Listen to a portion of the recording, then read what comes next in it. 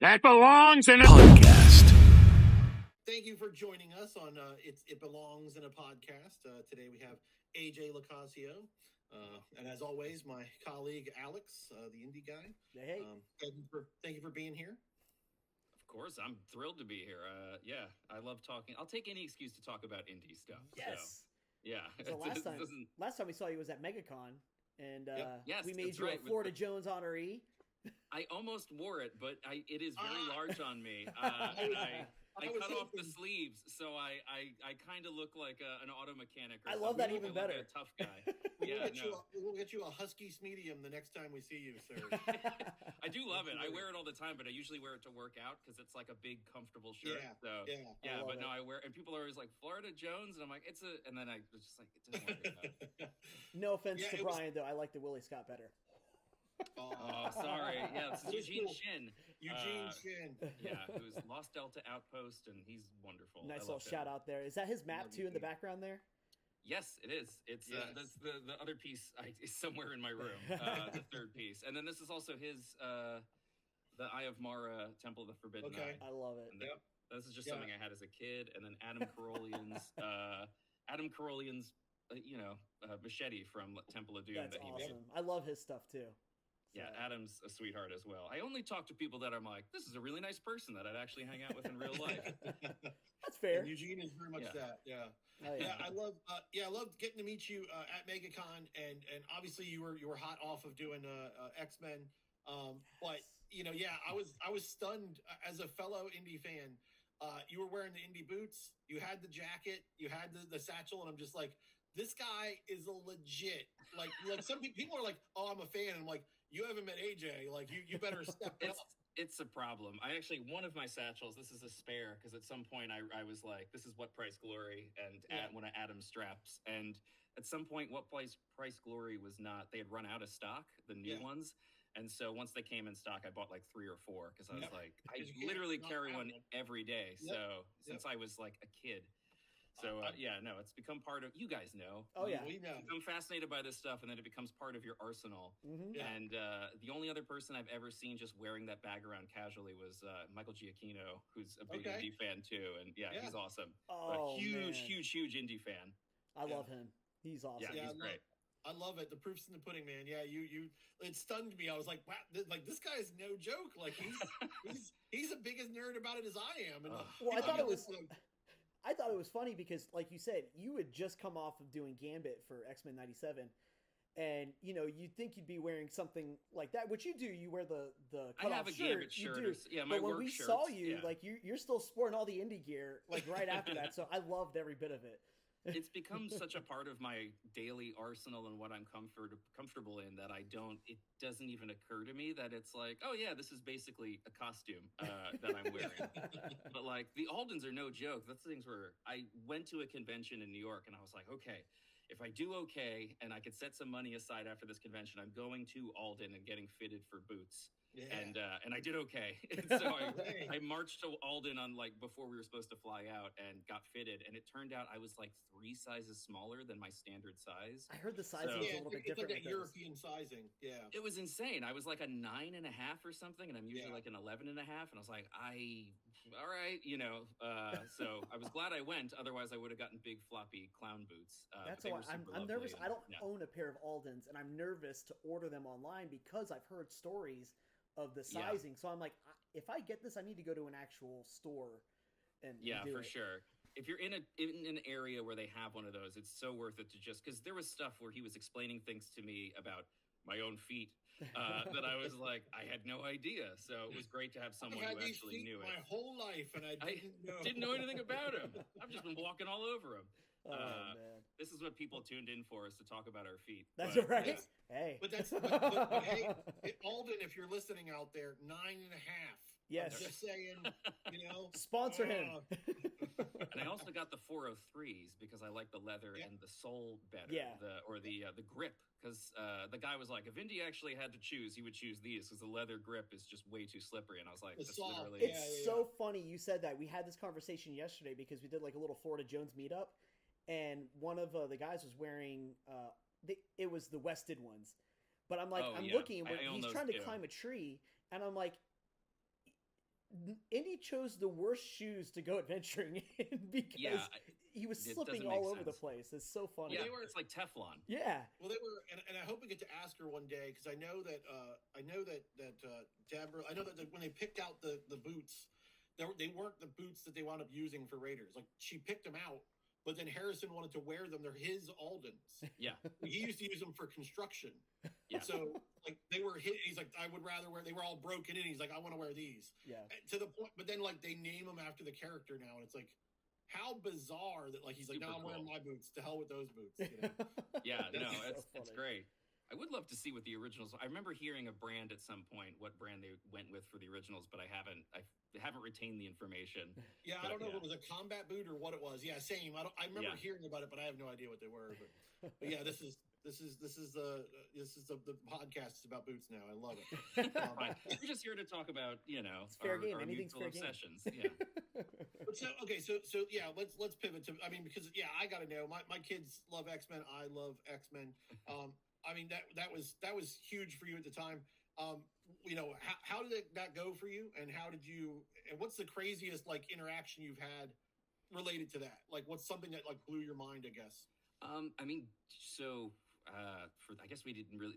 I voiced X-Men in X-Men '97. I don't know if we said that at the top, but or I voiced X-Men. Duh, I voiced Gambit. It's so hot in my booth right now. We also just got back. I was telling Alex we went to a flea market, the like Rose Bowl flea market, and it was like a million degrees, so my brain is a little boiled. But it's weird because I grew up watching the show in the same way that I, anything else like Indy and stuff, and the feeling of getting to know the original cast, like Cal, who's Wolverine, and Lenore, who's Rogue, and just all those guys, is bizarre because it's like, oh, these are people I grew up with, and now they're my friends. So like, outside of like interactions with fans and stuff, like that is the most surreal thing to just be texting them at night, and then I have to stop and remind myself, like, oh yeah, these are people that I knew growing up, and now I'm on the other side of the veil, and it's really, really weird. But as far as like interactions go, like someone coming up to me and doing something weird, I don't know if that's happened yet. It's happened in other capacities, but not for Gambit specific. I will have people just recite entire scenes to me, which I'm always just sort of sitting there going like, I don't know what to do with my hands or my face. So that's fun. But yeah, it's me just like, oh, yay, like I don't know what to do, but I appreciate that it moved them to the point of wanting to perform something. So you'll see people like stand back and then they'll perform something, and I'm like, wow, I don't know what to say. Awesome job. But yeah, it's X-Men's incredible, and there's more X-Men on the way. Whether I'm in it or not, who knows? But getting to Rivals was crazy. So because none of us expected to be, or at least me and Lenore, who's Rogue, didn't expect to be in Marvel Rivals. So we get like a second. Which is a great game. Wind. Yeah, I love playing that. Still haven't played it yet. I got to play it because I've been so busy with just random stuff that I'm afraid to sink time into a game that I know is going to completely absorb all of my energy. So, for sure. So, and then I wanted to say congratulations on your most recent gig with Lucasfilm. Oh, yes. The Maul Shadow Lord. Now, forgive me. Crazy too. I'm not as big of a Star Wars fan as I am, obviously, Indiana Jones. But could how did this whole process go? Like, was this something you were surprised by? Getting because it's Marad, right? That you're voicing. Yeah, there's not too much I can say, even in a vague way. But like, as far as it's funny because I just auditioned and it had like a vague description of what he was supposed to be, and I was just kind of like, I don't know. I threw like 2 auditions out. And I just basically played with it. And then when they called me to do it, I was just like, oh, neat. Not really understanding what it was. So I just kind of like went about my day. And then when I finally went in, they're like, no, this character's kind of a cool, big character. And I didn't know who it was. I didn't know what he looked like. Like, I kind of just went in blind. And they're like, no, it's this guy. And I just got to see a picture. And I was like, oh my God, that's that character from Ahsoka that I thought was really cool. So, but it's really great. I mean, I, again, can't say too much, but like, I love Star Wars. I mean, I'm lucky to have gotten to do Han a bunch and do young Cad Bane, which is a surprise because they just kind of called me and they're like, hey, can you do young Cad Bane? I was like, yeah, I'll try. And they were like, no, you're coming in to do it. And I was like, oh, okay. I don't have to audition for it.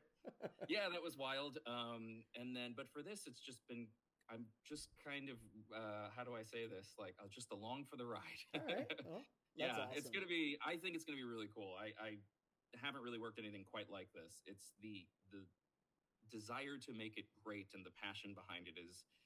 Every project you say that to some degree, but this is different in a weird way, where it's like there's an intensity to this and a desire to make it like stand out on its own that I haven't really experienced other than X-Men. I mean, X-Men had an intensity to it. It's like, we're fans and this has to be great. And I'm like, oh, this is a good thing. Oh yeah. So yeah, I'm excited to see what comes of it, because people seem very excited. Oh yeah, no, the show looks excellent. I haven't tuned into anything yet, but that's one I definitely plan. Their animated series I think are fantastic. For Star Wars. So this is something I'm really excited about. But this was a good segue because I wanted to talk to you obviously about Han Solo. Sure. That I'm fascinated with like how these kind of things come to be. So I would like to hear more if you're able to talk about it, like how this actually worked out for you, because I've said it since day one. I think you do one of the best Harrison Ford impersonations. I am absolutely obsessed with how you voice him. You are my favorite. And so, you know, obviously I understand why you got that. They gave it to you, but I'd like to hear like the story of like how that came to be, if you're able to talk about that. Yeah, sure. It's funny. I don't know if anyone's ever asked that, but it's kind of a weird process, because I was doing voice matching for like for Michael J. Fox and like some other characters like Clark Duke, which couldn't be more removed from Harrison Ford. And years ago, my friend Jared Butler, not Gerard Butler, Jared Butler, different guy, who does voice matching for all of Johnny Depp's stuff, had heard my Harrison on the replica prop forum, because I just had posted it somehow. And he was like, "This is really good. Do you want to talk about this?" And I was like, "Yeah, sure." So he like brought me into his studio, and he's a huge Indy fan, like massive, in the same way that we are, like collects everything and anything get your hands on. Every time we see each other, like, "What jacket you got?" "Oh, Steele and Jones." Like it's it's an obsession. So he and I were just kind of like talking about voice matching and our experience. And when I was pretty young, and I feel like my voice was like less developed, sort of talked me through some of the Harrison stuff in a way that was really, really valuable. Things that I had maybe not picked up on, because I had noticed his like lisp and certain things that I feel like other people don't hear. But we just kind of workshopped it together, and it was it wasn't so much that he was like, "Let me teach you the way of Harrison," so much as it was validating to have someone who's a big fan be like, "This is great, let's work on this together." And I was like, "Oh my God." So he just did this for fun, and we just went back and forth and became friends through that. And then like a year or two later, I remember I just bothered my agent. I was like, "Hey, we're working on this Harrison Ford impression. Like, I would love to do a voice match for him on something if you have anything." And at the time, my agent was like, "No."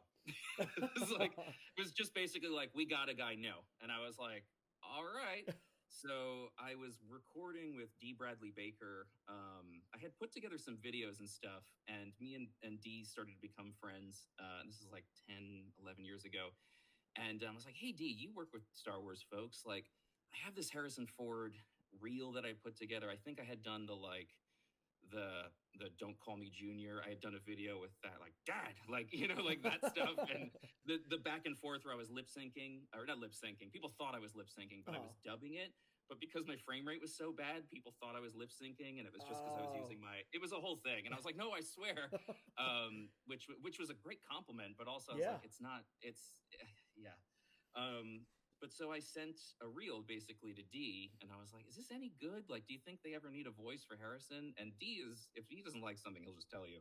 And he just went, "Wow, this is really good. Can I send this to Lucasfilm?" And I was like, "Yes." Yes. So he did. And like a couple weeks later, I got an email that was like, "Hey, could you audition for this part?" And it was for Forces of Destiny, the like little YouTube shorts that they did that paired with these dolls sort of around the time Force Awakens happened. But it was pre-Force Awakens, I believe. And so I got it, and then lost my voice. I got really sick, lost my voice, and was like sweating bullets going into the session. I warned them. I was like, "Hey guys, I lost my voice. I can only keep it in a certain register, and I don't really sound like myself or Harrison." And they're like, "Don't worry about it. Come on in." And so like I begrudgingly went in, and I told my friend Shelby, who does Princess Leia. Sorry, it's a long story. I was like, "Oh, I'm so sick. Like my voice is really messed up." And it turned out I wasn't sick. I just had really bad allergies. But and she was like, "Don't worry about it. Me too." So then we went into the session, and I apologized, and I was like, "I'm so sorry," because it was Dave Filoni, and I was like, "I'm so sorry." Like, yeah, and it was which was intimidating. And I was like, I'm sorry, I'm sick, but don't worry, Shelby's sick too. And she was like, no, I'm not. And I was like, yes, you are. Like, we just started yelling at each other. And it was this funny argument where I was just like, you told me you were sick. And Dave just starts clapping and he goes, this is Leia and Han. And we both froze and went, oh. And it's funny because now she's one of my best, closest friends. And that was the first time we met was as Leia and Han. And it's just this really bizarre. Gosh. But so since then, it's funny because it's like every time I do Han, I re-audition. It's not like a new, as far as I recollect, I've not just been offered anything. It's like, okay, here's another audition. And I'm like, all right. So I just have to stand in line like everyone else. But yeah, because I've been doing it 10 years or so now. Yeah, it's right around there. But I'm always standing in line with everyone else and going, oh boy, I hope I'm good enough. But yeah, Han has been I'm, as you know, obsessed with Harrison Ford and Indy and Han. So it's a real honor, just insane honor. And also just to get to voice match. Like my favorite thing we've done is the Lego Star Wars games, which were just literally, I'm not joking, did every single line in the trilogy, and then the ones from the sequels as well. Wow. But every line, and it was word for word, beat for beat. Wow. And they didn't all make it, but it was all in there so that they could use it and place them in different places, as well as whatever else they had that they had, written for the game. So it was like a real masterclass in just doing matching. And my brag for that, my favorite humble brag is they would play the clip, then I would copy it, then they'd play the clip and I would copy it. And for the first couple ones, Matt Wood, who's, sorry, my phone was making the Star Tours noise. I love it. That's my cell phone noise. But so it kept happening where Matt kept going, okay, AJ, go ahead. And I was like, Matt, I just did it. And he was like, oh, I thought that was the recording. And I was like, oh, okay, good. We're off to a good start. But it happened enough times where I was like, Matt, you play one and then I go. That's how we've been doing this. And he's like, sorry. Oh, that's awesome. It was a really high compliment. And he's General Grievous, and he does all the droids for, Matt's a sweetheart. I met him at Rebel ScumCon. Super nice guy. He's a big nerd about lots of other things, like Tiki and stuff. He's a really good guy. So cool.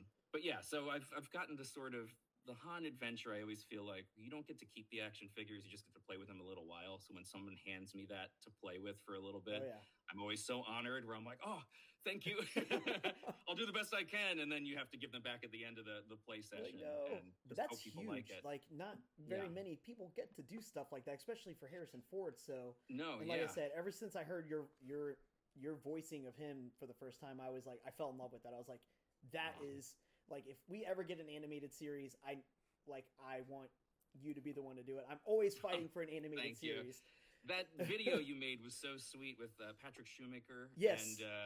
And that meant a lot to me because it's, there's also this feeling of like everyone has a Harrison in their head. And I've encountered this where different people have different ideas of how he sounds. And so all I'm trying to do is just be invisible. I just want it to sound like Harrison Ford and disappear. You know what I mean? Yeah. This is not my thing. It's in service of him. So, that means a lot to me that I could help in some way. If I could slot into a cartoon, make you think it was Harrison and disappear. I'd close my eyes. I wouldn't be able to tell the difference. I know what you mean. There's different people that think that everybody's Christopher Walken is slightly different. Yes, but you can tell it's Christopher Walken, which is weird. But no, you did at MegaCon. You gave us a little bit, and it took you like half a beat. Like you cleared your throat, and I wasn't sure how it was going to go over. I'm listening, and I'm waiting because you just kind of stared off in the distance, and then you look back at us, and then the finger came out, and I'm like, oh, here we go. There it is. The minute that finger came out and you started waving the finger, I'm like, he's already Harrison. He hasn't said a word. It was so fast though too. Like it was just like a split. Like it was right off the bat. And it was just so cool how you just go right into it. It's funny because it's with my partner. Her favorite joke in the world, which is so funny. It's hard to make her laugh, which is a funny thing. But anytime I do Harrison Ford talking to Callista Flockhart, it kills her. Like, Callista, where's the dog? Just like this weird, where did you put the gain? I need to wash the sheets. It's just this weird, and it's not like when I'm doing that, I'm not trying to do accurate Harrison, just the silly, like with David Blaine. Marital banter. Yeah. Yeah, exactly. Perfect, just him being cranky, pointing at things, and it's like 2 a.m. and Yeah. So it's that specific thing, the sort of jokey performative Harrison, is a thing that I try to keep in my back pocket. I love it. Because I do, as silly as it sounds, I do get like weirdly, I become very self-conscious and very protective. It's nice to have like a microphone where you can do it hidden, you know, but once people are watching, it's like, oh crap. Yeah. Being put on the spot like that, for sure. Yeah, it is intimidating. It's like me, every time a camera comes on, I freeze and I'm like, oh, okay, what people do I do? Can see me. Yeah. It's very scary. Alex lives on camera, but he's very afraid of them. So am. He'll film himself, and then it's like, but then, I feel like an absolute idiot. I feel like I'm just talking to myself like I'm crazy, and it's just. What's up, fam? It's me. And it's like, who's fam? Who are we talking to? But yet, when I'm watching those videos, if I'm watching anyone, I'm like, I'm fam. That's me. He's talking to me. You know what I mean? So the psychology of it works. I have a question for you. Okay. Because you sort of exploded onto the scene as the Indy guy. Yeah. I'm curious, what was the beginning of that? Because I know for me kind of what it was and sort of why I gravitate towards Indy, but I'm so curious because it felt like you sort of just erupted into this, like, you're the Indy influence there, which is a terrible way to, but how did that happen? Honestly, it still surprises me. I don't really understand how it's happened. I'm grateful that it's, kind of come to this. But it all really started, obviously, we've all been Indy fans for however long, since we were young. What really started the online part of this for me was right before Dial of Destiny. When it got announced, it was instant negativity. It was the instant, like, the usual negativity that we hear before something even comes out. It's the internet. It's the internet. You heard internet chatter. Yeah, and it was just more negative than positive. And I'm not one to judge something before I see it. I want to give it a chance. And all I kept reading was, a bunch of people complaining that, already just kind of, giving it the shoo away, like, we don't need this type thing. So I was like, you know what? I'm just going to start posting positive stuff. Like, yes, obviously I don't know how this is going to do, but I still want to be positive about it before, going to see this. So I just want to I wanted to put a positive spin out there into the universe, and people just kind of gravitated towards that. And, it's even to this day, I get people that thank me for the positivity. They're tired of seeing the negativity out there. You go online, it's instant, putting something down, and people don't like it too. That's the funny thing. People get angry if you're positive. I've learned. People trust me, they chill. Disney's paying him. Yes, and it's like that's not how this works. I get that. I'm still waiting on my paycheck. That's the case. It's surprising because I have so many friends that do that too, where it's like, hey, I'm excited about this and I'm being positive. And people get so mad. They get mad at you. But I mean, the flip side. If you hate everything, people get mad at you for that too. Exactly. But, no, sorry, didn't mean to cut you off. I'm just like, it's so funny how you're right. Damned if you do, damned if you don't. But it's one token or the other, and I'd rather be on the side of positivity. I'd rather be on the light side per se than the dark side. Right. Yeah. And that's just the way it is. I have criticisms, I do, but I also don't like talking about the things I don't like because then it just puts me in a bad aura. I don't want to feel that. I don't want. Why am I going to waste time talking about something I don't like? So I focus on the things that I do, and some people don't like that I do that, and some people are grateful that I do that, and it is what it is. Like you said, it's the internet. Someone's always going to have something to say, and I'm just going to say how I feel, and if you don't like it, that's fine. Just be respectful about it. That's all I ask. The moment it becomes disrespectful, I'm out. Yeah, no, totally. It's such an interesting. It's an interesting minefield to have to navigate because people want. I think people see that as being disingenuous when it's like I'm just making a choice to put positivity out there. I'm not trying to fake anything. I'm trying to say this is what I'm choosing to do. And I think about that even with like if I don't like complaining about. I mean, like the recent Muppet Show thing was amazing, and I was like, I really loved this. Yeah, and it's like if I have a nitpick. It's not. What would be the purpose of me saying that? Not saying I do, but if I had one, it was just. It's who cares? This was an awesome thing. Yeah, I don't know. One of my friends will always say like, "Is it worth it? Like, is it worth it to say this thing online and to add to the noise?" And 99% of the time, it's just not worth it. Why? No. Unless someone's causing harm, which Correct. the Muppets and Indy certainly aren't. So exactly. That's a big difference there. Book of Boba Fett, I enjoyed quite a bit. I know there's a lot of criticisms, but I felt like it brought me down. Like I was enjoying it, and I would read stuff online, and it made me kind of rethink it. And I'm like, okay, I mean, they're not wrong about that, but it takes away from it too. This I miss the '90s when I could just watch something in peace and not be in that bubble of what everybody else is thinking and just love it for what it is. Yeah, no, totally. I mean, I definitely have criticisms of things, and it's my thing is overall when something betrays story structure or character, like basic storytelling stuff, then I get like, it's like, sure, you can't drive that car, it's broken. You know what I mean? There's that sort of feeling of wanting things to be sound, but like, it's funny. I loved X-Men 3 when it came out, which people crucify me for, but like, I was too young to know, really. I feel like, and people were like, "You're an idiot," and I was like, "Am I?" And then I rewatched it, and I was like, "Oh, okay." I was just excited at the time, and it didn't. But the like vitriol I got for liking it, I was like, "Oh, maybe I am an idiot," and it just wasn't. I mean, maybe it's crazy the effect that has on you too, though. It's like, I will tell everybody when it comes to movies, I'm the worst movie critic. And if I need to give my thoughts, I do need to wait a couple days because when I'm excited about something, I'm gonna block everything out and just focus on the positive. And you're not gonna totally. I loved it. It was fantastic. And then I'll sit on it a couple days and I'm like, then I start thinking about, okay, well maybe this wasn't as good as I, thought it would be. And I was just excited.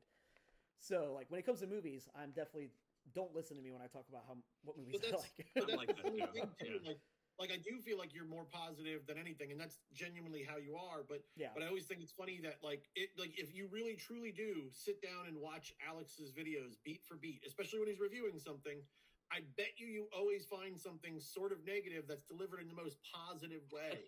Correct. And that's the funny thing. Like, I don't like the weight of this, but it's really cool. And it's like, or I don't like the color of this so much, but I like it enough to hang it on the wall. It's like, so there's always something in there of honesty because he's being honest. They just hate that he's focusing on the attributes that he likes more than the ones he doesn't. I think there's more than enough space in the world for that. I don't think everyone needs to be like, not everything needs to be this like really serious heart to heart breakdown, or it could just be like, hey, I like this, I'm excited, and it's like, yeah, that's it. Like I totally. Anyway, I just wanted to ask because it's an interesting. You inhabit a very specific space in a fandom that tends to be people that are just like, well, I'm a grumpy man in my 50s. You know what I mean? and I feel like they're maybe not used to that sort of energy. Whereas like if you go out to Marvel or you go to other things, there is a lot of that energy. Star Wars, but Indiana Jones is Star Wars too. Indy is very. It's a specific sort of fandom. It is. Yeah. Very, very niche. And it's much smaller than any of the other fandoms too. So you get it's one guy. Yeah, exactly. I mean, there are other characters, but it's essentially focused on one person as opposed to like the Marvel Cinematic Universe and Star Wars has, how many hundreds of characters. Yeah. So it makes sense. Well, it's proportionate to the. You're saying Marvel isn't just about Robert Downey Jr. Is that what you're saying now? No, it's about Gambit. It's about Gambit, exactly. Gambit don't appreciate that. Oh, I love it. I love it. Thank you. That's awesome. My daughter's going to thank me for that later. So That's awesome. But, like, my thing is, when I go watch these movies or these shows, I check my brain at the door. I do this for fun. I do it as an escape. And I feel like there are people out there that make it so grounded and that they think it's real. But I've learned, I guess I still haven't gotten out of that age when I was a kid where I still had like an imagination. Not saying people don't have an imagination, but I can still separate fantasy from reality. And I feel as we get older, we lose that. Right. And at heart, I'm a kid. Like I'm the biggest kid you'll ever meet. And I just get excited over everything. And so, I think that's just part of also what's helped with this whole growth in social media for me.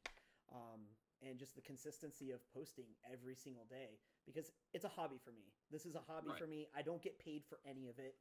I get off from work during my full-time job and I come home and I record and take pictures here and do this because I love it and my family supports it, and I've gotten to do I've had a couple of cool opportunities that came from it, but I still, even if I didn't have those opportunities, I'd still be doing this. Yeah, totally. I mean, that's all any of this is about. collect indie stuff because I'm getting anything out of it. I do it because it brings me joy, and we all use that joy in different ways. If you're posting on social media, you're showing your collection or whatever it is, it's like, I'm finding ways to, for me, it's obsessing over a voice, like I had to find some way to internalize my love of this and be part of it in some way. And it started off with cosplay, and like before cosplay had a name, being like, I have to get the most perfect jacket and boots and bag, and that was my way of expressing it. And now it manifests in other strange ways. And absolutely. Yeah. And that's the key word right there. You manifest it. You're just putting all the effort into it. That's the biggest thing is when you put it out there, you're putting yourself out there. It does wonders. And look at you. Look at what you've done. I feel very lucky. I try to, there's certain things I feel very lucky where nobody was doing a Michael J. Fox impression when I first started doing voiceover. Like people were, but it wasn't like anyone was really heavily focused on that. And also with Harrison Ford a little bit too, it feels like it's much more niche. And so it's just something I was privately obsessed with. And then my friends knew about it and I would do impressions for them and stuff. And it's cool that there was at some point, I always think of the movie Seabiscuit, where they're trying to like find a gap to get through. And every once in a while, one of those will open and be like, hey, do you know anyone who does this very bizarre impression? And it's like, oh, I know this guy who's obsessed with this. And it's like, oh, cool. So yeah, it's manifestation in the sense that it's also just obsession. Yeah. It's concentrated obsession. And you're letting people know it's like, hey, I'm really into this. Yeah. And which is why you were I'm probably way off track right now, but like why you were invited to the premiere is like, hey, this guy loves this stuff and he posts positive content. Like, invite him along. Yeah. Like that makes perfect sense. Well, and the director, literally, James Mangold knew this man's name. That's so the most beautiful part, that like he knew. So it's like, so he's aware of what he was doing, and probably for all the right reasons. But the next time you're in town, AJ, if I yell Seabiscuit, you better answer to it. I'll come trotting off. I think that was Scooby-Doo. But hey, I'll take it. Listen, what can't you do? But I have a friend, and he was telling me he wasn't sure. He kind of gave me some details. I was just curious if you can expand on how you got the Marty McFly voiceover, like the video game. Oh, sure. How did you make that happen? I heard a funny story. I don't know if it's true, and so it's I had to ask. Probably true. So it's the weirdest thing. I mean, this is what got me into voiceover, and sort of as a little microcosm of my insanity is I just did a Michael J. Fox impression for like my friends and stuff. I would just be like, hey Doc, whatever, would just do Marty McFly for them. And it was just a consistent thing. And then I was very depressed. I was working in Queens and commuting from Queens back to New Jersey, which sucked. And my cousin called, or I'd seen an article about a Back to the Future video game that was coming out. And my cousin worked for DC and stuff, and he was like, we should do maybe like a pitch a Back to the Future comic book. And I was like, yeah, because I was a big fan, and I was like, nah, I don't know. And then I saw the article, and he called me and was like, hey, you should audition for this. And I was like, I don't know how to do that. And he was like, I don't know, just look at the website or something. I was like, okay. And I was on my way to go like to a coffee shop or something, and I like spun my car around, drove back home because at the time I couldn't have looked on my phone. And I just Googled the Telltale Games, and they had a list of phone numbers that were just on their website, which today sounds preposterous. Yeah. To just have everyone at this company just listed. And so I called the first number I saw, that was Rhoda, who's the accountant there, or was, and I left a voicemail as Marty McFly that was just like, hey, my name is AJ, this role is my density, and just left this insane voicemail that was like, hey, if you can give me a call, I would appreciate it. It's funny, as I get older, I hear my voice sounding more like older Michael J. Fox. But I left this voicemail and then got a call or an email, I don't remember which, that was like, hey, that was weird. Do you want to send in an MP3? So I freaked out, drove to the EB Games and got those Rock Band mic because I didn't know where to get a USB mic. So I literally like taped it to a paint can and just recorded it into my computer. And just me doing Marty McFly lines, and didn't hear anything back. And then in the meantime, my friend and I decided to just drive out to LA because a friend of mine, well, I was moving to LA, but one of my best friends, Rob, went with me. And it was just, I was like, oh, I'll just move to LA. Why not? And like the week I got there, I got a call that was like, hey, it's between you and like one other guy. Can you re-audition? And I was like, what? So I did the actual audition, and they were like, you got it. And I was like, what do you mean? And like, I had just moved to LA, and I wasn't going there for acting at all. This is not on my radar. Like, I just did it because it was fun. And so it was like this really bizarre, suddenly I was going from having no prospects to like, I'm working with Bob Gale and Christopher Lloyd, and insane. Every time I tell the story, I don't believe it. And when I hear people get lucky breaks on TV, like if someone does an interview, I'm like, oh man, I wish I had that. And I have to stop and go, oh wait, no, I did do that. That was wild. But it was just a series of like insane events. It was all kind of the stuff that people would tell you not to do. You know, is like call up a company, leave a message, and, you know, like it's all I would never suggest anyone do that ever. But I don't know. That was what started it. You leaving that voicemail, like if I was on the other end, I would have been like, this is a guy. Like, how many people actually called and left a voicemail in Marty McFly's voice? Probably none. I mean, because they could have just gotten Michael J. Fox, but he was busy shooting his show at the time. So it was just like a series of fortunate events that all kind of coalesced, and then Bob Gale heard it, and Christopher Lloyd heard it, and like they shared it with the whole, like they literally just going around playing I found out later, playing my voicemail to the entire office, and I was like, when I found that out, I almost threw up. Yeah. It's funny. I thought that was genius. I think that was genius, and I love that. It's naivete. My friend Dan Milano, who actually, if you've ever watched Greg the Bunny, he's Greg in Greg the Bunny, and he always said the naive will inherit the earth, and it's like because for him and I, we both got our start just being insanely naive, and most of the things that I've been fortunate enough to do in my life have been, if I had looked back at them now through my own lens of professionalism, I wouldn't have done them. You know, it's like, you shouldn't reach out like that. You should reach out like this. And it's because you have something to lose. Yeah, no, it makes sense. Yeah. No, it's sometimes you have to do that. But the key is also to be nice and not be a weirdo as well. Because I feel like if I had done that and I'm weird in my own ways, but hopefully not off-putting weird. But like, there's that too. If you're also like kind of egotistical or strange, I feel like that could kill it real quick. You have to be nice to people as well as being like, I have this very specific skill and maybe you need it. That is pretty much exactly what my friend Jared told me. That's so funny. I'm so happy to hear it from you, and I'd be remiss not to ask Marty to give him a shout out if you were so inclined.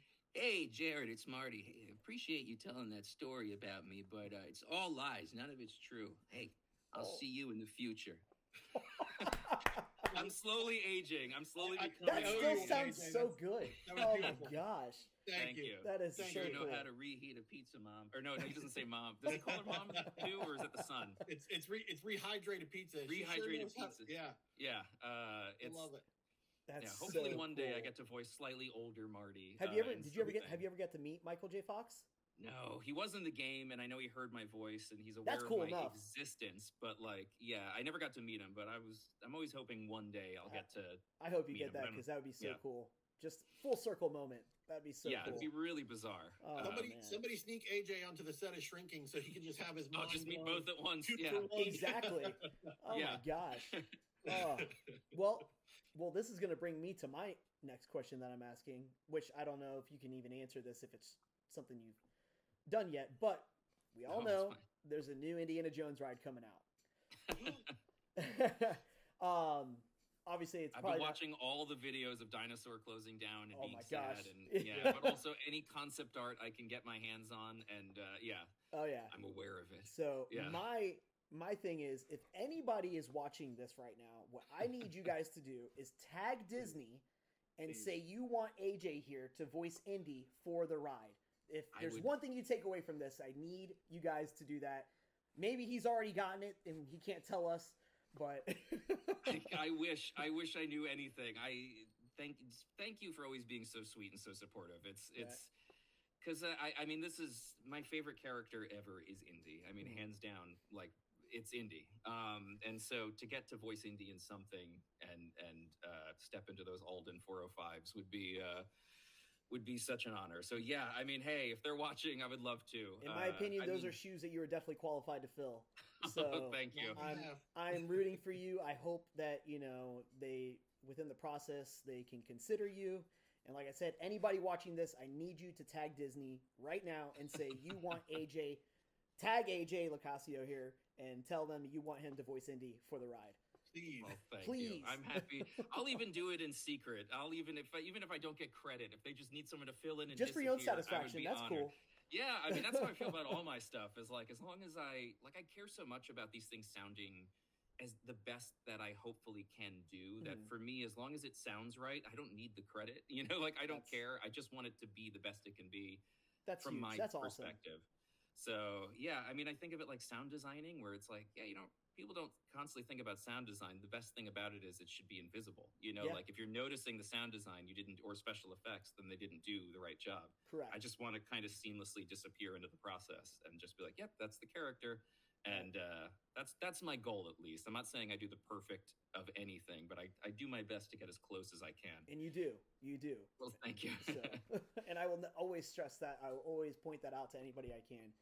And thank you. So I'm hoping you get it. And one more time, anybody watching it, tag Disney. I appreciate your support. It's funny. One thing I never really get to talk about is, and I've said this to people when I do Han sessions, is there's different levels to Ford, and everyone has their own version of him in their head. And I think a lot of people, because he's older now, always want him to be, quiet and grumpy and sort of just that. And that's a whole different thing than it's a date. You eat him. Like that doesn't sound like Ford at all. Like when you hear him do that in the do we need the monkey? Like it's this that sounds like anyone, but it's part of his vocal quality. There's things to whiskey, that sort of stuff. Oh, you do that one. You do that perfect. That's one I think about all the time because you can hear his lisp, you can hear the high end of his voice, and it's a part of his voice that people often, when I go in to do this stuff, don't want. Which is really strange. They're like, no, gravelier. And I'm like, he doesn't just mumble. Yeah. So I'm always trying to, when I do Han and stuff, bring it to that as well. But it's interesting because, people have this Humphrey Bogart, almost stoic thing. That's Blade Runner. Right, exactly. Blade Runner, he's mumbling the whole time. Deckard is like, it's very subdued. Here's a guy that's like, you can tell he's falling in love, but he it's not like the stuff with Marion. Like you can see the him and Marion getting back together and him sort of sliding back into that relationship. Yeah. It's so subtle, but like you said, it's on the lighter end of stuff. But Deckard is like dead serious.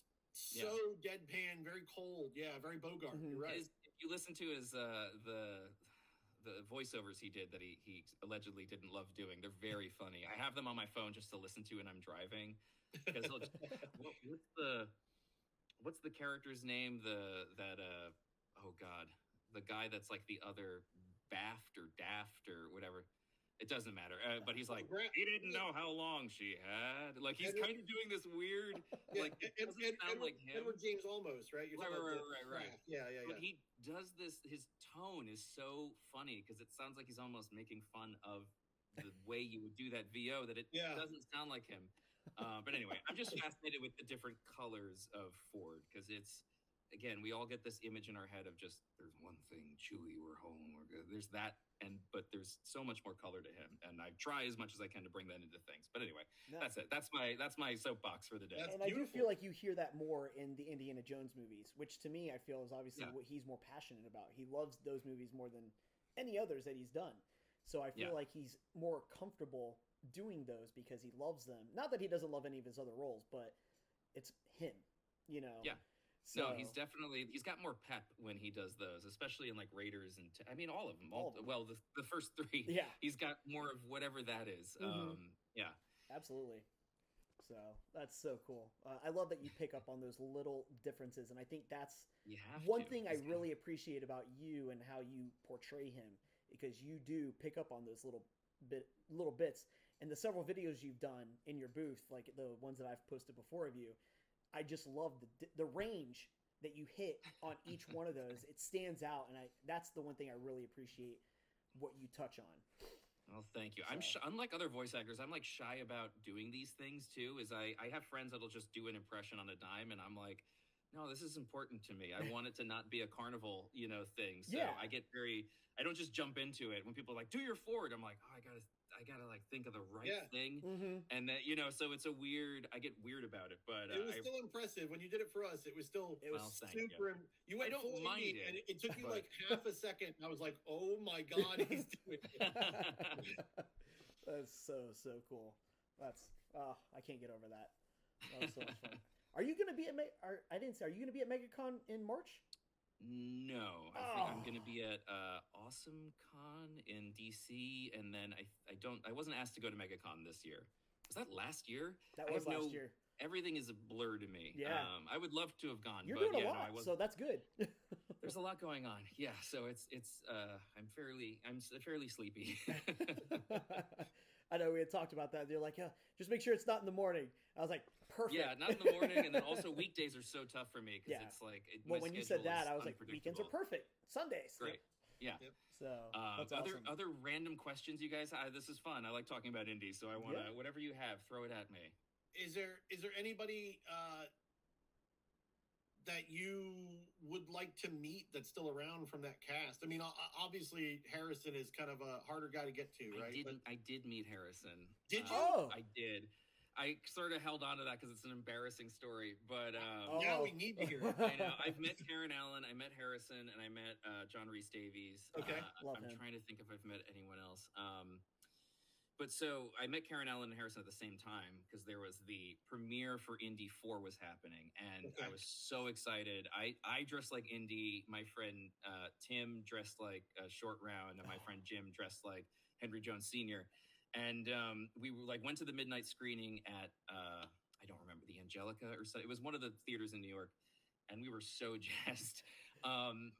Needless to say, I wasn't as excited after the fact, but I got a call from one of my professors who was just like, "Hey, are you in town tomorrow morning?" I was like, "What is it? Why is he calling me at midnight or whatever it was?" And I was like, "Yeah, I am. What's going on?" He's like, "I know you're a big Indy fan. Would you want to see a screening? It's with Harrison Ford and Karen Allen." I was like, "Yeah." I was like, "But I'm wearing a whip, and I wasn't planning on staying in the city, and I don't have a change of clothes, so I'm gonna show up dressed like Indiana Jones." So and he was like, "Let me call you back." So he calls me back. He's like, "It's fine." He's like, "Don't do anything stupid." And I was like, "Okay." So I crashed on my friend's futon, way overslept, and woke up because it was 7 a.m. or something was the screening, and so I woke up. It was pouring rain, panicked. It was like running. And meanwhile, I weigh like 110 pounds at this age. So I'm soaking wet and just running in the rain and so skinny. And I think I was on 17th Street and I had to get up to like 42nd or something. And so I managed to catch a train after but only for like a stop or two. So I ran most of it and like almost threw up. The doors were closed when I got to, it was the Paramount like screening room or whatever, which is apparently in Times Square. And I showed up. I was like, "Hi, I'm late." Meanwhile, like the hat's flopping down, and I'm just like every part of me's leaking water. And and so and they're like, "Oh, sorry, the screening room's closed. Like, you're welcome to wait." I was like, "My professor's in there, and I need to get into the thing to see." And they were like, "Sorry." And so I just stood by the door, and then eventually someone left the door, so I snuck in, and then I was sort of stuck in this airlock that was between the theater and the other room. So I had to wait for someone else to walk out, sneak in, and then I eventually got into the theater, and it was they were at the scene with the ants, so I was like, I'd missed most of it. And I sat in the back, and then when the movie was over, lights turn on, and my professor's looking around, and I was like, "Oh, hi," and I sat, and he was like, "Where the fuck were you?" Sorry, I started thinking about that. You're good. Like, all right, he was like, "Where the hell were you?" And I was like, sorry, I overslept, and and I look insane. And so they do a Q&A with Karen Allen and Harrison Ford, and I was just like, wow, they're so close, because it was a theater of maybe 50 people, really tiny. And so as they're getting up, my professor turns to me and he goes, "Go get him." And I was like, "What?" And he was like, "Go get him." He's like, "You're not going to get another opportunity. You have to go get him." And I was like, "What do you mean?" He's like, "Go get him." And I was like, "Ah!" So I stood up in my chair and like pushed across all the different aisles. And there was like, it was like a Mr. Bean sketch where there's like an old lady trying to get up. And I was like, "Excuse me." And just, I was like, I'm so sorry. And then like jumped into the aisle. And I'm like, what am I doing? Because this isn't something I typically do. But I felt so stressed and pressured by my teacher or professor to do this. And then Harrison Ford just looked at me and Karen Allen. They both just sort of smiled, and Harrison went, "Wow." And I went, hi. And I was just like, "I'm a big fan. You're my hero. And I've been in love with you since I was like a baby."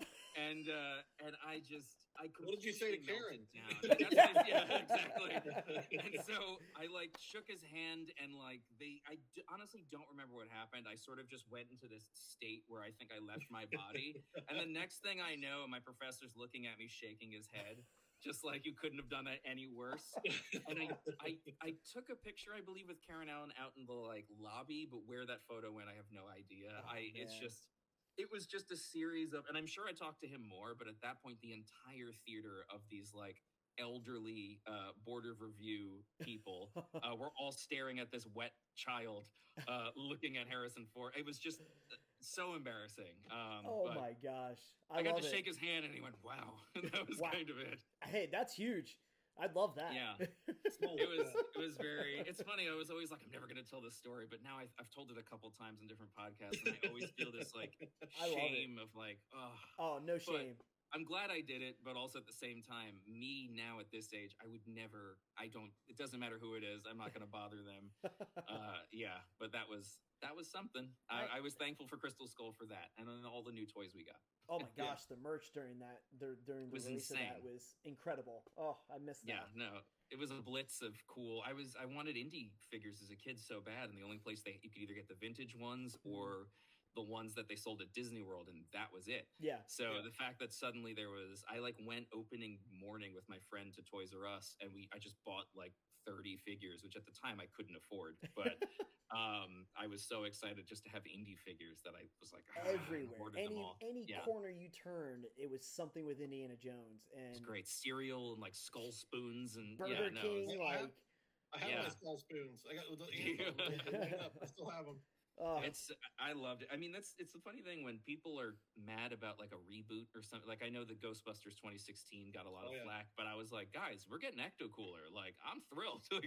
Regardless of what's going on with the movie, you're getting merchandise. I went out to LA. I was in the bleachers for the premiere for the 2016 movie, and they literally chucked us the high C Ecto Coolers, and I'm like, I have lived.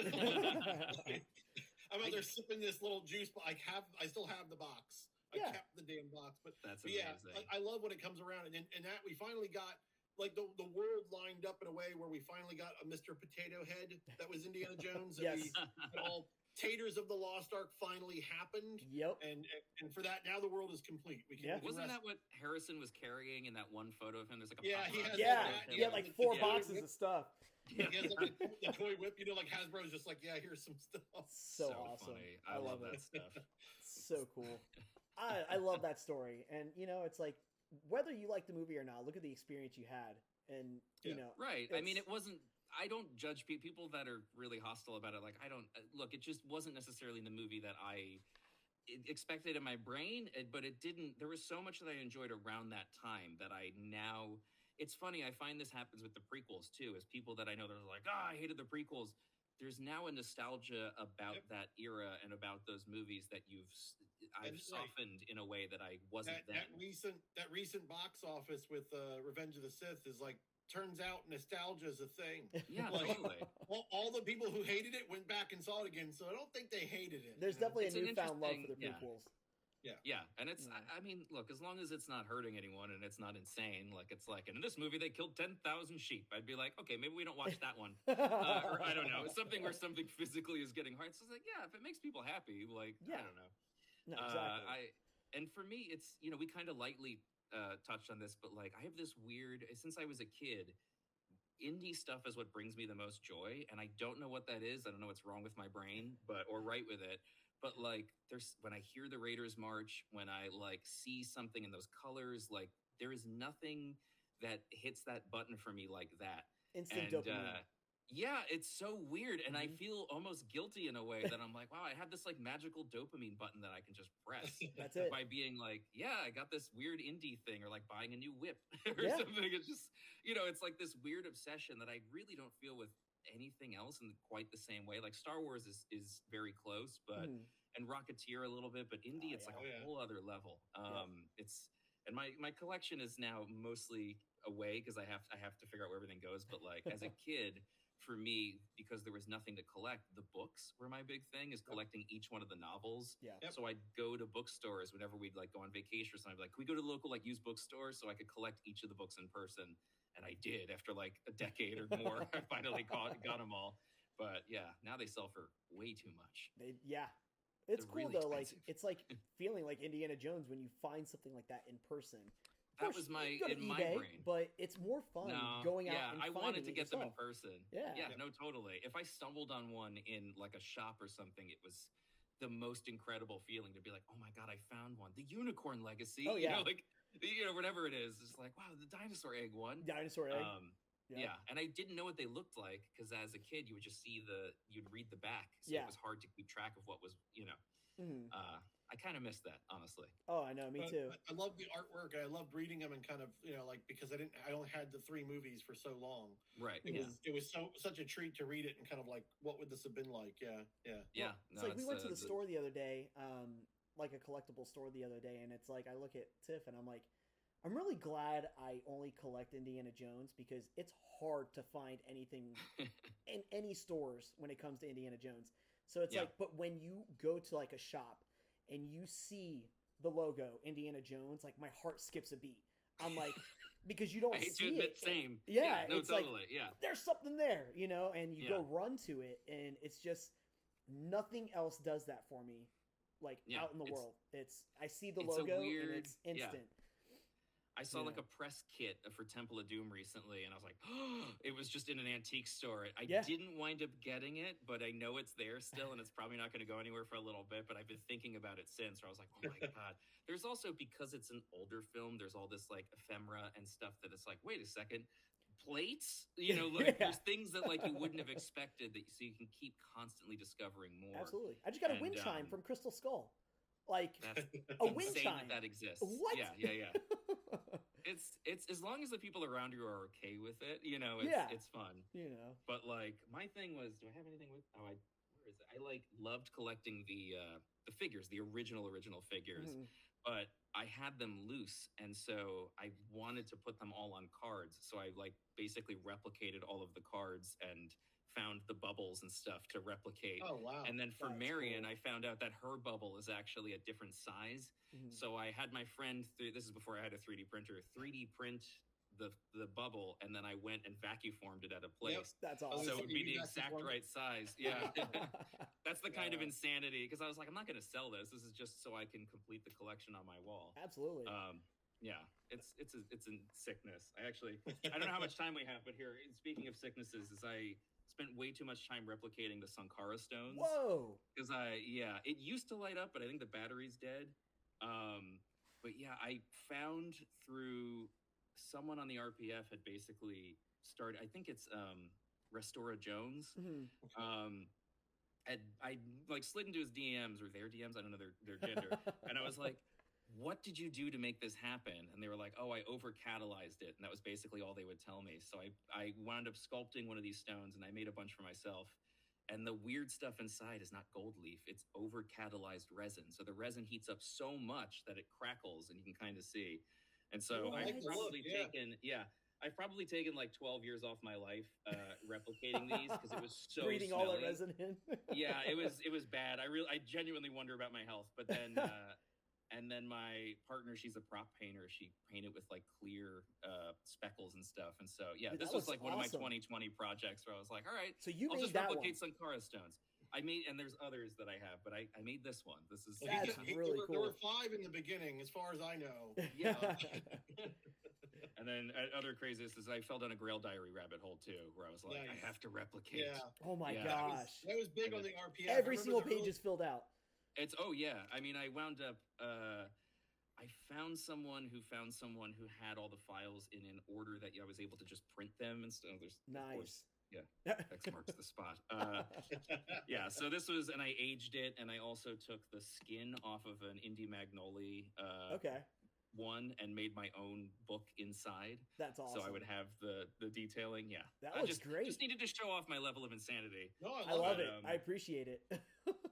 I got to go to Prop Store because my friend Daniel, who is was just like, hey, they have some original Indy props. So I got to like sneak in my Sankara stone and my Grail diary and hold them next to the originals and be like, my God. okay, the Sankara stone was the exact right size. The Grail diary was like half a centimeter off. And I was like, now I got to remake it.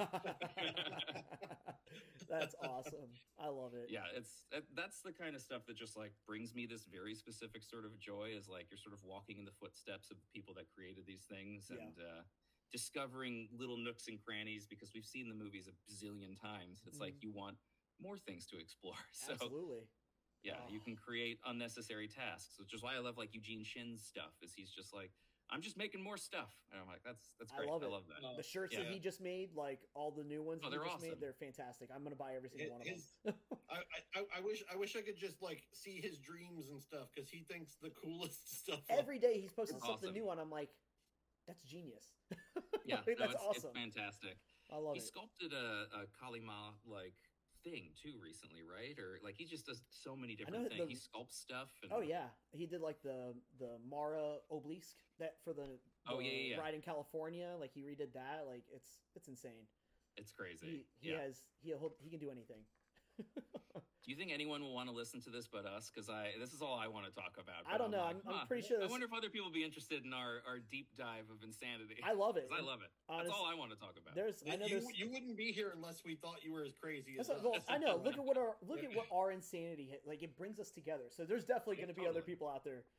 So I hope so. I listened to. It's funny. Like I got a shout out on the Indy cast, and I like freaked out. And I was like, I got a shout out from Ed. And even though I know Ed now, like Ed Dolista, great the Indy great cast, guys. He's such a sweetheart. For anyone listening to this who doesn't know this, I'm going to give them a little plug too, because they do they've been doing it for years. They've been doing a podcast, IndyCast. Go check them out. I think you can pretty much find them on any platform. They're great. But I listened. It doesn't matter what they're talking about. I'll listen to if it's like some weird corner of the internet where it's like, hey, I found this thing about young Indiana Jones. I'm like, give it to me. I need as much as I can get. Yeah, and I just want people to put more indie stuff out there and kind of keep them in the spotlight. So doing stuff like this, I see, I'm starting to see more people do like cosplay stuff. Cosplay isn't as big for me. I'm much shorter, so it's really hard to I have to get things tailored. So I kind of veer away from doing the cosplay stuff. I'd love to do it, but I love seeing I just saw Kevin Skinner. He just did this black and white indie cosplay challenge. Yep. Oh yeah, I've been seeing those. Absolutely love seeing all this stuff that these people are doing. So anytime it can be highlighted, I love seeing it. So yeah, same. Cool. I mean, it's a character that I hope. There's so many stories you can tell and have been told, and I just enjoy that world. So I always just want to see, more. As long as it's done right. I want to see more. Exactly. But we always have the novels, and I'm a big fan. Did you guys ever play Infernal Machine? Yep. Indiana Jones. Yep. I just replayed that recently, and I was like, man, I love this game. It's so good. It's Fate of Atlantis. Janky in the best way. I love the point and click. Fate of Atlantis, the point and clicks, those totally. are fun. All the indie games are pretty fun. And Empire, what was it? Not Empire. Oh my God, Emperor's Tomb. I replayed recently as well, and I was like, man, this is fun. Yeah, they just released that on PlayStation 5 again. Like you could get it in the store there. So well, I guess I gotta try it See, again. there you go. Yeah. Spending up all AJ's money. I know, right? It's all going to nerdy stuff anyway. Isn't it? That's what we do, So, I mean, I got it all back here. Yeah, I can see. I just got the Sideshow Collectibles Han Solo, and I'm like, oh, this is a rabbit hole. I was like, I don't know if I. Did you get are you going to do the Temple of Doom indie from Sideshow? I might. I'm debating on whether. My sort of general rule with indie stuff, other than the original figures, is I try to collect stuff that's in world. Okay.